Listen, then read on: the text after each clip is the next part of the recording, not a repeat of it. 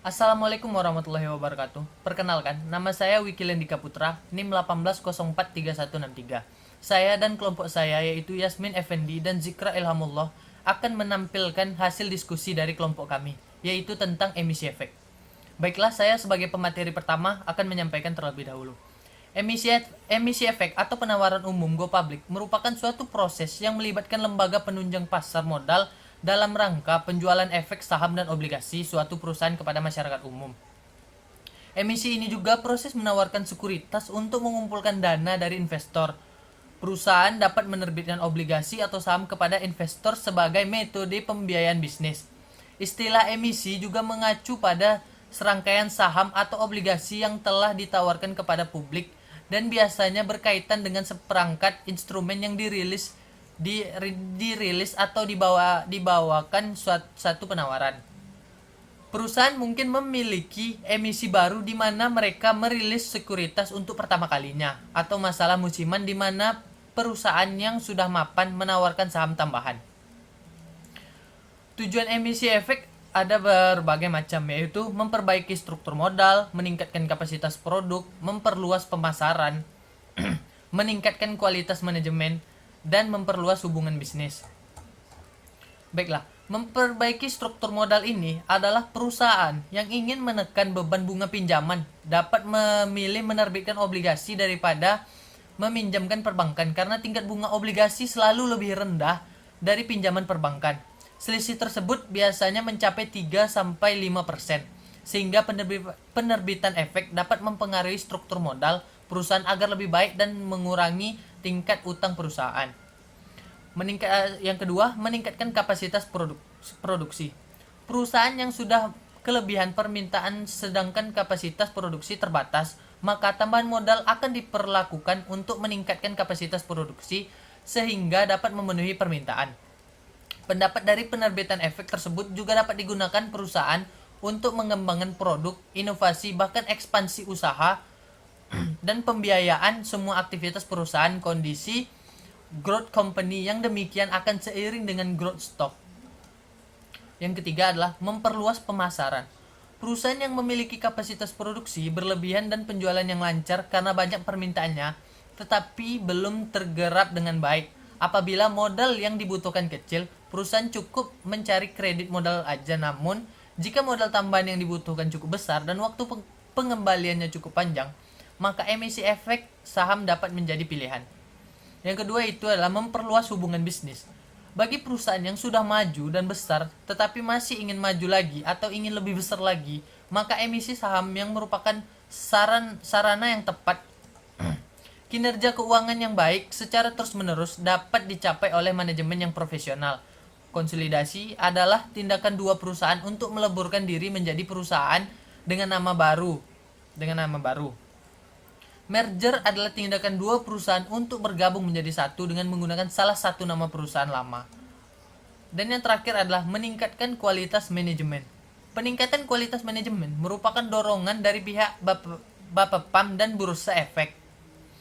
Peraturan perundang-undangan yang mengharuskan melakukan good corporation government, transparansi, dan larangan conflict of interest. Larangan batasan-batasan dan prosedur-prosedur tersebut bertujuan untuk menciptakan manajemen perusahaan yang baik sehingga menghasilkan kebijakan yang independen agar tidak merugikan sebagian pihak. Baiklah, sekian hasil presentasi dari saya. Terima kasih. Assalamualaikum warahmatullahi wabarakatuh. Assalamualaikum warahmatullahi wabarakatuh. Perkenalkan, nama saya Zikra Ilhamullah, NIM 18043172. Baiklah, saya akan menjelaskan tahapan Go Public. Yang pertama adalah rencana Go Public. Rencana Go Public itu terdiri dari rapat gabungan pemegang saham, dewan direksi, dan dewan komisaris. Lalu yang kedua ada kesiapan mental personel. Yang ketiga ada perbaikan organisasi. Yang keempat ada perbaikan sistem informasi. Kelima, perbaikan aspek hukum. Keenam, perbaikan struktur permodalan.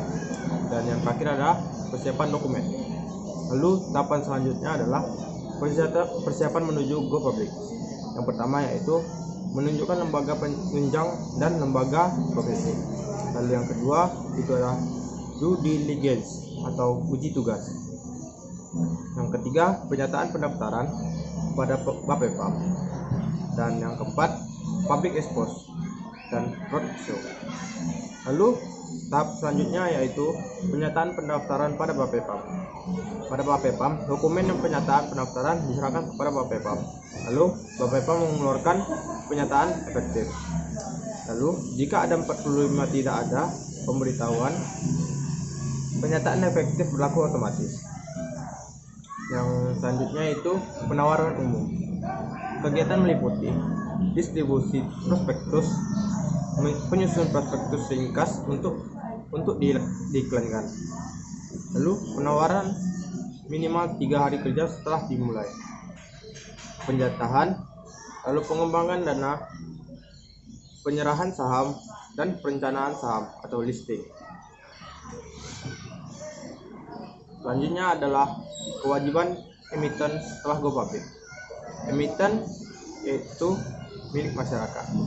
Emiten menjaga kepercayaan pemegang saham dengan tidak melakukan tindakan yang menjatuhkan harga pasar, selalu memberi informasi secepat mungkin pada investor, baik ataupun buruk, tidak melakukan transaksi yang menimbulkan konflik of interest, lalu menyampaikan laporan keuangan yang telah diaudit, menyampaikan laporan berkala yang diwajibkan Bapepam, dan yang terakhir menyampaikan laporan insidensial yang mempengaruhi harga pasar.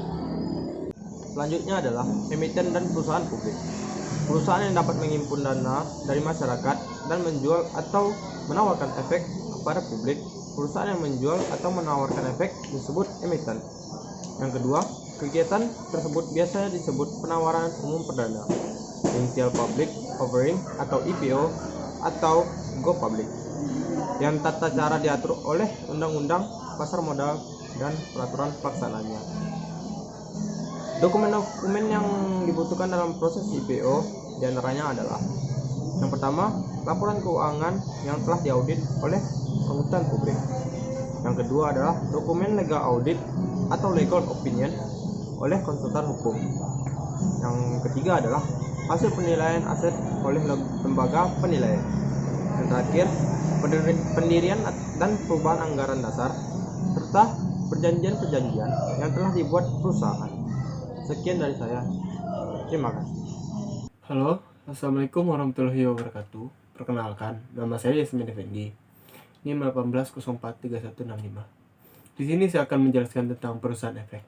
Perusahaan efek adalah perseroan yang telah memperoleh izin usaha dari OJK dan dapat melakukan kegiatan penjamin emisi efek, perantara pedagang efek, dan atau manajer investasi serta kegiatan lain sesuai dengan ketentuan OJK.